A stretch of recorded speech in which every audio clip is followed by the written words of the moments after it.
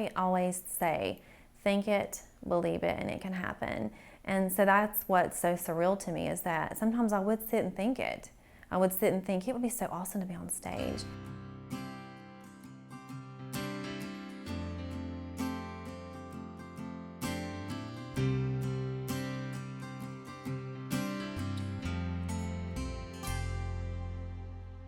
I've been around music, it's been in my blood all my life on both sides of the family.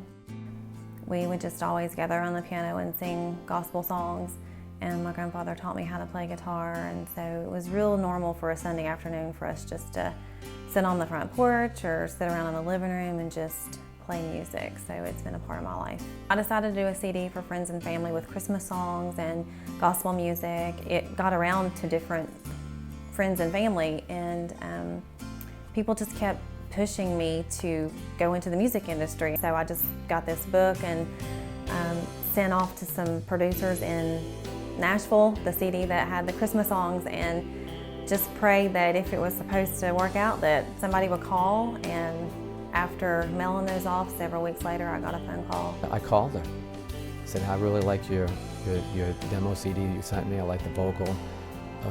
We need to talk. So the next weekend we traveled to Nashville and met with Plateau Music, and I met Tony Mantor. We started out with an idea of let's cut a few songs, see where it goes. And 9 months later, we had a single at radio. The first single was real special to me because he called me and said, I have the perfect song for you, April, with everything going on in Iraq. It's called Hero at Home.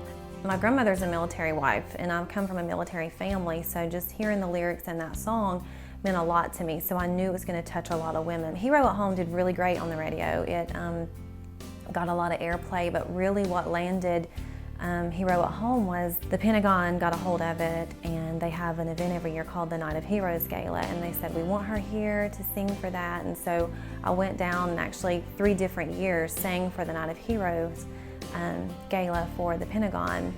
And then from that, I became a guest of USA Today for the White House Correspondents' Dinner. Then I started working with Fisher House and just a lot of different military organizations around the world. And so it was just a great opportunity for me to meet these families and really see what my song was doing and how it was touching these lives. Throughout my work with the military, I came back home and I started a homeless veterans project here in the community. And because with all the work with the military, I wanted to be able to give back to our community. So that was also a very rewarding part of my job, was being able to start the Homeless Veterans Project that actually went on for 7 years, and we were able to give probably over 5,000 care packages to the homeless veterans in this area. So in all, my music really was a ministry. Even though I wasn't singing Christian music, I was still touching a lot of people through my music, and that's really what my ultimate goal was when I was putting music out there. After working in DC, we decided to launch the radio tour, because when you are doing a music career, the foundation of your career is radio, because it's radio that creates your fans and makes it happen. So for all those years, I mean, in 2006, from 2006 to 2008, I was actually on the road doing tours in different stations, different states, different cities. It was not unusual for me to be in 3 different states in one day.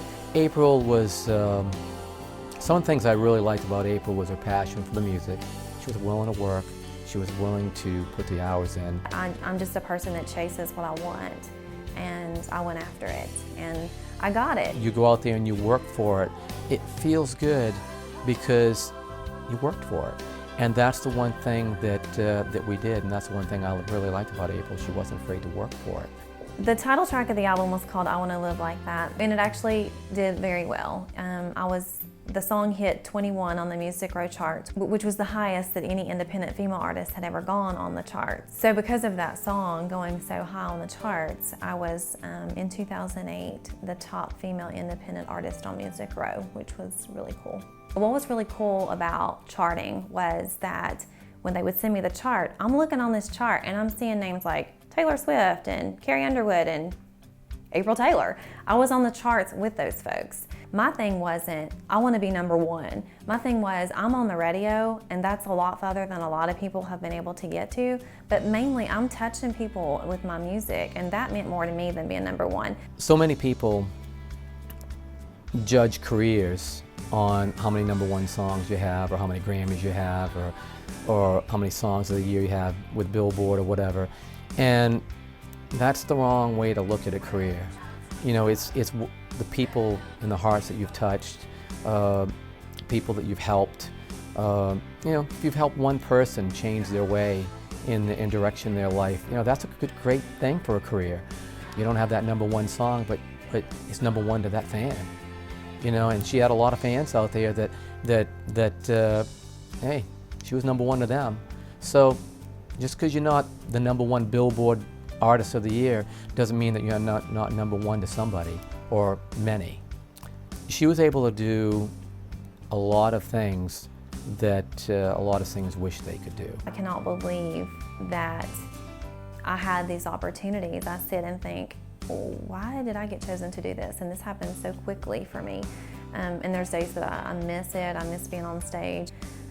You know, it went away, but I had so much fun doing it. And for some reason, God put me there, and we went as far as we did, and I've gone a lot further than a lot of people. So I guess I have to look back and just feel very blessed.